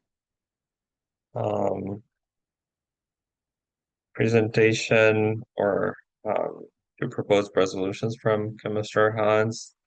So we'll start by Commissioner Hans giving us quick presentation on the ask, and then we can move to discussion and Q&A. Sure. Thank you. So essentially what I'm trying to do is get a dog park in downtown DC. There are currently no DC public dog parks anywhere in our neighborhoods, at least, of where I am, which is kind of like the Chinatown / Mount Vernon triangle area. And so what I am hoping for the commission to come out and approve today is number one, a letter urging DDOT to transfer this area, which currently belongs to them, to the Department of Parks.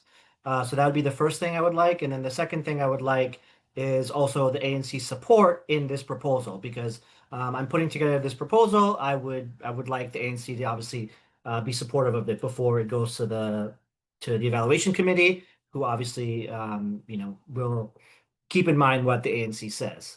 So with that being said, I'm going to share my screen here and show you where exactly I'm thinking about getting this dog park. Can you guys see my Google Maps? Yes. Yeah. Okay. Perfect. So essentially the area that I was thinking, this is right on Mass Ave here, right before the entrance of 395. If I were to keep scrolling down Mass Ave, there's this little area here. This alley is called Hook and Ladder Alley. And there's this space of land over here that has been operating as a quasi dog park ever since I've been in the neighborhood, and I moved here in 2019. So the idea was for this area, as you can see, not in great shape, for it to be officially become a DGS dog park, or sorry, DPR dog park. And I've already been in contact with the Department of Parks, and I've been having meetings with them every other week. And this area would check the box in the sense of how large it's large enough for it to be an official dog park.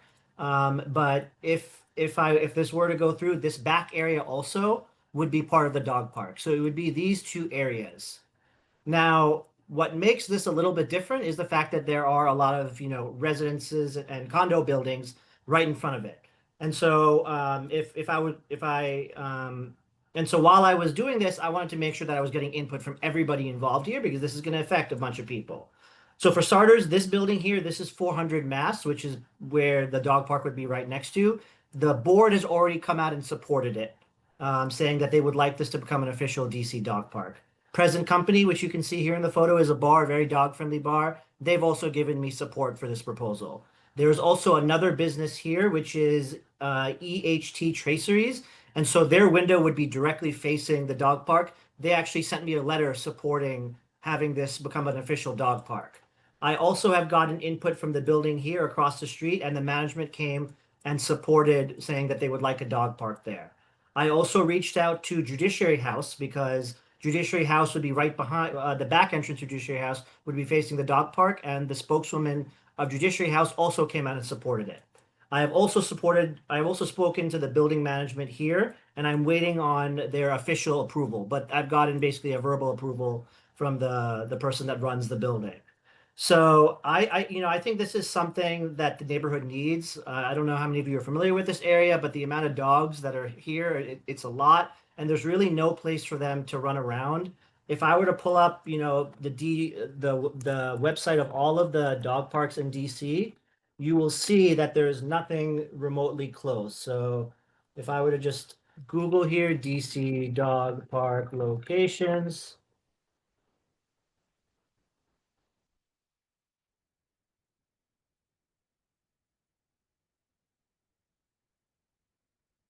Here we go. So here's the map, right? So all these little dog emojis, that's where dog parks are right now. The area I'm thinking of is right over here. So nothing even close. The closest would be Noma. So yeah, that at a high level is really what I've come to the ANC for, is to get approval for this to move forward.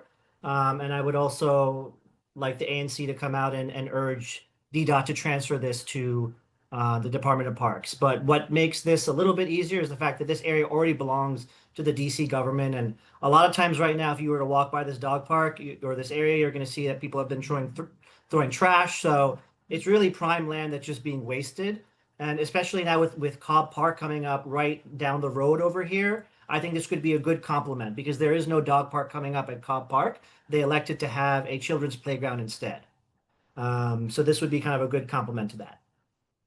But I'd love to hear any comments or questions. Thank you for the presentation. What is the site's address? Just to make sure that everyone knows where it's located on Massachusetts. Yeah, so it'd be Massachusetts Avenue, kind of the intersection of Hook and Ladder Alley and Massachusetts Avenue. There's no real address per se. I guess you could say in front of 400 Mass condos would be the closest. Yeah, yeah, I think that would be helpful. And my question is, have you had any conversations with the Department of Parks and Recreation in DC? Yeah, And I've been meeting with them every other week. okay. And they have welcomed the idea and they would be managing the dog park after the ownership is transferred, right? Well, they would be the ones that would help basically put up the money to construct it, and then it would be maintained by a friends of, or so like basically like one of the local groups. So I'm Got it. currently working to figure out who would that be. Most likely it'll be the Board of 400 Mass because this area has been maintained by the Board of 400 Mass for the last few years. So it makes sense for them to be it. And what does maintenance really entail? It entails making sure that it's clean, making sure that you're like the eyes and ears, right? So if you see people that are there past, operating hours, it is your responsibility to kind of inform the right people about it. But that's really what maintenance would be. All major construction would be done by the Department of Parks. Two other things I wanted to also mention. I actually also got Kenyatta Robinson, who is the person that runs the Mount Vernon bid. He also wrote a letter in support of this. And then I actually walked this site with Charles Allen on Monday, and he also believes that this would be a good area and has already sent emails to Department of Parks, basically helping. So, and then also the Sonata, which is a building. Actually, it's that building down over here. I also got their approval thanks to Dale. He connected me to those folks. They've also signed off on it. Great. Yeah, I just wanted to ask these questions, and it seems like you've done your homework and got the support needed. So I don't have any concerns. Other commissioners, questions or comments for Commissioner Hans? Go ahead, Commissioner Prince. Yeah, thanks. I do want to say I support this. I think it's a great idea. It will fill a void here. I just have one concern, which I did share with Commissioner Hans when we were on site visiting the other day, and that is that towards the back there's a tree with some low-hanging branches. I couldn't understand the need for some adjustment there to facilitate passage, but I would not like to see the removal of trees, maybe some trimming. So when we move forward, I just want to make sure that that information is not lost. If others agree that that's a that's an important goal, is to preserve some of that, so we don't have it just have all those trees cut down. It looks like there are maybe two in there. Maybe they can be saved, or maybe the back part of the area could be left sort of rougher than the front, which is fairly Does, clear obstacles. does it have to be part of the site? Is like the site, the remaining portion very small for the dog park if this is excluded? No, so this would have to be a part of it because there's certain criteria, like a certain size that a dog park Got has it. to be. But this came up when I did the walkthrough with Charles on Monday, and he actually thinks it's good to have trees. He was thinking maybe we could just kind of trim them a little bit in some of these branches that are falling, but he said it's actually good to have trees in dog parks because they get very hot in the summer, and most of the dog parks right now in the city do not have trees. So he was saying this is actually an asset. So I have no plans on getting rid of this. And also the building next door, it helps with the AC bills if there's a tree next over there. So I don't think anybody wants to bring down the tree. Very And good. another thing about the tree is that we could also put some kind of thing around it. So like if you look at these trees here, you see how there's a fence around the tree? There Yes, could be something like that yeah, established as well to help yes, protect it. Although the yes, dogs do like to jump in there, but sure. And I can understand that it might be necessary to remove some of the lower branches right. because people will need to walk through there as well. Um, quick question. When you spoke with the Department of Parks, did they say that they had the budget for the construction? And do they have an estimated timeline? I'm just curious, it's not going to impact my vote, but I'm curious about how fast they could move once the transfer of ownership happens. So my understanding is once a proposal is kind of reviewed and once they've kind of seriously considered it, then they start thinking about the finances. But I actually spoke to Charles about this, and he said there might be some downtown improvement funds that could possibly be put into this to maybe expedite it a little bit. Got it. So yes and no to answer your question. Yeah, got it. Okay. Other commissioners, constituents, any comments or questions about this proposal? Okay. Not seeing any, we can move to discussion. Is there a concern about combining the two ask into one resolution, or do we have to vote on two separate resolutions? So the first ask is to encourage the DC Department of Transportation to transfer the ownership to the Department of Parks. And then the second ask that it would get converted or constructed or developed into a dog park. But do we want to vote on two separate resolutions, or can we vote on one resolution that captures that? And then Yeah, I guess Commissioner Prince, sorry, go ahead. sorry, no, I was gonna say, yeah, I guess we could just make it one resolution. Yeah, Okay. if that's And easier. Commissioner Prince, did you want to include a provision about preserving the trees on the site? Like granted that the trees on site are preserved or something, like I don't Yeah, know what kind of language we would want to include. I'll leave that up to Commissioner Hans, but I would certainly like to include language that said that they should, take whatever measures or to the extent possible, preserve the trees for, yeah, just basically that we would like to see the trees particularly in the back. There's no danger in the front, but yeah, that not cut down the trees.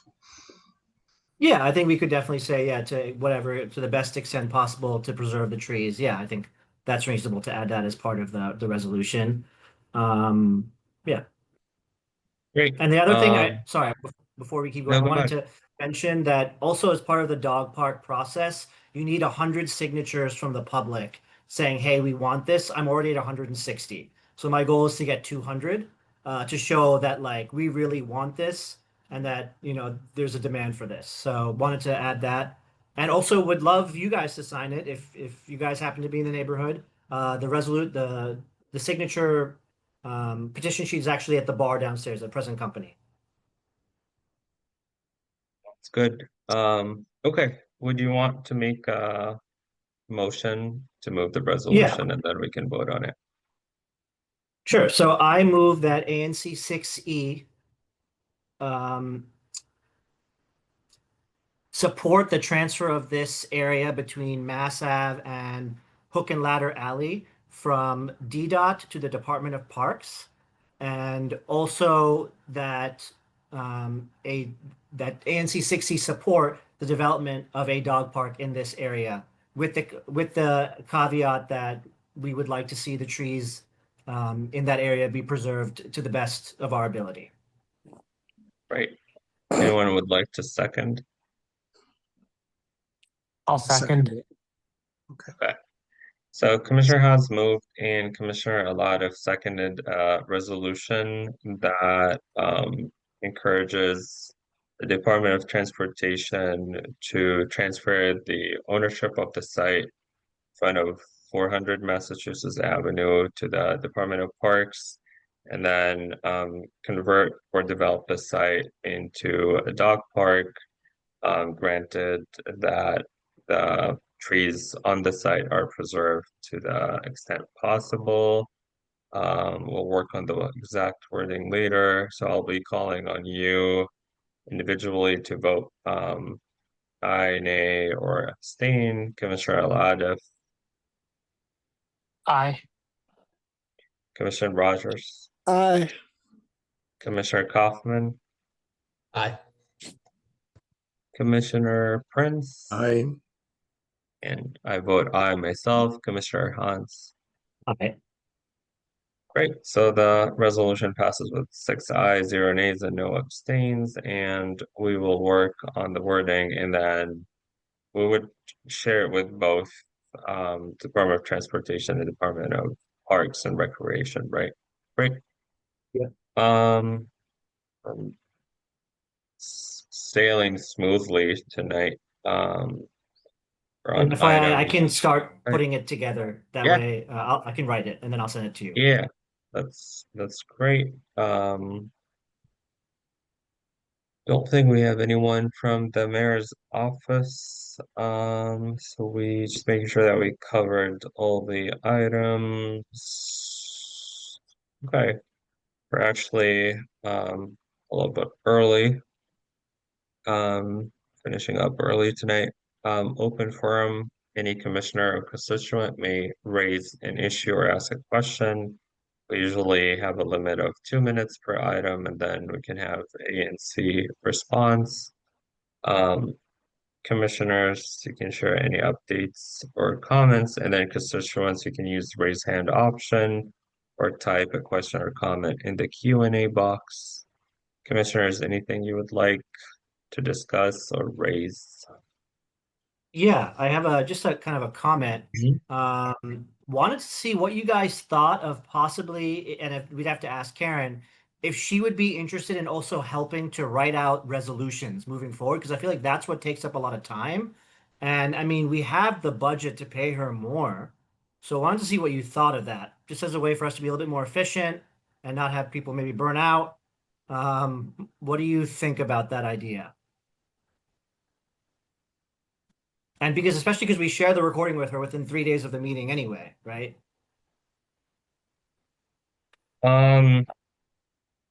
Yeah, I mean, I think I'm open to it. Yeah, I think I'm open to the idea. Would she know who we're sending this yeah, I think she could look that up. Um, what do other commissioners think? I could envision that she could prepare first draft, send it to the responsible commissioner who had introduced the resolution for tweaks and to make sure that it represented fairly what was intended, who would then could send it to the chairman for signature. Right. Would we, well, we would have to ask her first if she, because it Yes, sounds like of this course. would expand her role a little bit into like an administrative assistant versus just Yes, and writing it the would, minutes. And then we would Yeah. have to vote on amending the budget, right? To use Correct. or look at what we have under the personnel or administrative expenditure. Yeah, I think personally, I'm definitely open to asking her as a first step. What do other commissioners think? I think it's a great idea. That's my opinion. Sounds good. Yeah. Do you want to ask Commissioner Hans? Yeah, I can reach out to her, and I know right now we pay her $250 a month, so maybe we just say 500 a month for whatever needs to be written each month or something like that. But because we all have all this money that's been sitting here, right? So might as well try and use it, if and try and be productive, you know?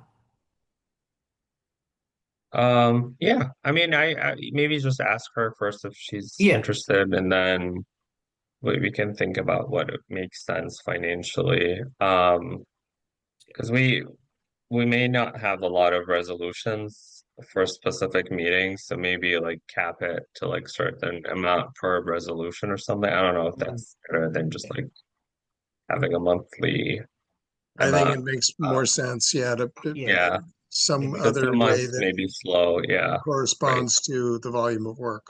Yeah.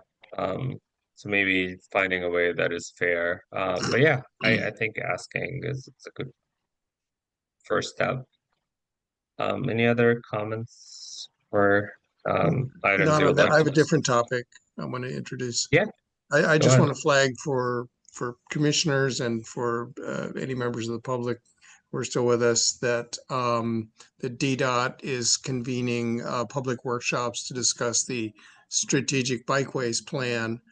ward by ward, and Ward 6's meeting will be on December 3rd at the Southwest Library at 900 Wesley Place Southwest from 6 to 8 p.m. And they're holding them in a workshop format, so they're apparently really open to engaging on what the strategic bikeways plan should, how it should evolve. They will, I gather from what has happened already, I think they've had at least one of these um, provide information about what they envision and then invite public comment. So that's important for anybody who's interested in all the transportation issues, particularly the biking. Great. Actually, now thinking about it, going back to Commissioner Hahn's point, when you ask Karen about doing the additional work, maybe also ask her if she would be willing to write the annual report. It's due on December 1st, and I was planning on leading that work. It's pretty simple. It's usually just highlighting like main votes per meeting and if there are any additional notes, but it's time consuming. So also that's something that we can maybe have her do and then compensate her. The other thing also thinking about DC plans, there's a comprehensive plan update. And not sure how much Oh, of the no, proposed. that didn't Oh, work. did you? Never disregard. I took that off. Oh, got it. Is I it was a trying to link? post a link, but it links to my personal drive because I saved the flyer. Got it. So yeah, that's another thing that we could do is invite someone to present on some of the proposed changes in the comprehensive plan that would impact ANC 6E. And Commissioner Prince, do you think that we could invite someone from GDOT to present on the bike plan, or is it very large to be, In the December meeting. yeah, for like ANC 6E, or is it too large to capture in one presentation? Well, Not the first whole of all, plan, just I what haven't, impact. yeah, I haven't seen the draft, but I suspect Okay. there may not be very much specifically in 6E. Let me think about whether that's true or not. I haven't seen the draft, Yeah, so you it can might be decide interesting. later.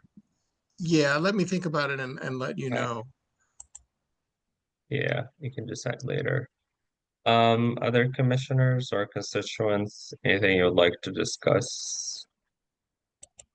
Comments or questions, or if you wanted to flag an issue. Okay. Not seeing any. So again, we would have to vote on rescheduling December's meeting since the last Thursday is the 25th, the day after Christmas. So I move a motion to reschedule the ANC 6E December meeting to December 18th. So it's the Thursday before. Anyone would like to second? Second it.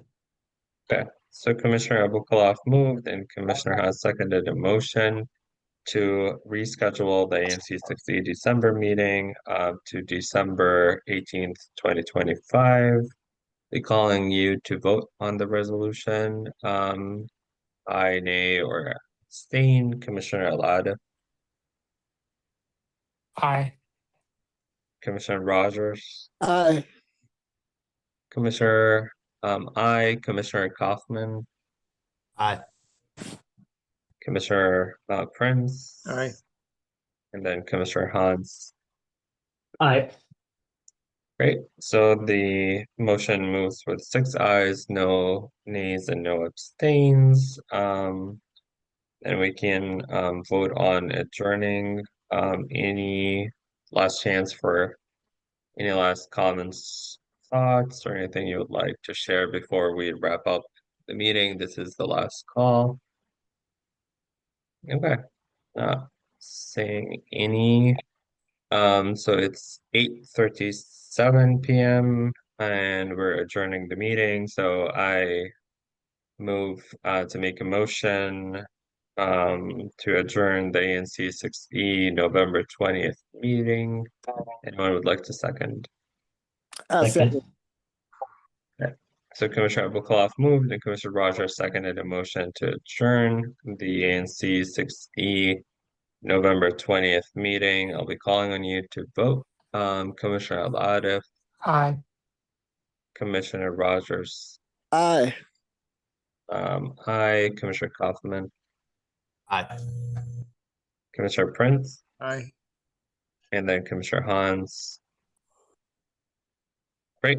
So the motion moves with 6 ayes, no nays, and no abstains. Thanks again for joining us tonight and have a good night. And the next meeting will be on December 18th, Thursday, December 18th. Have a good night. Thank you.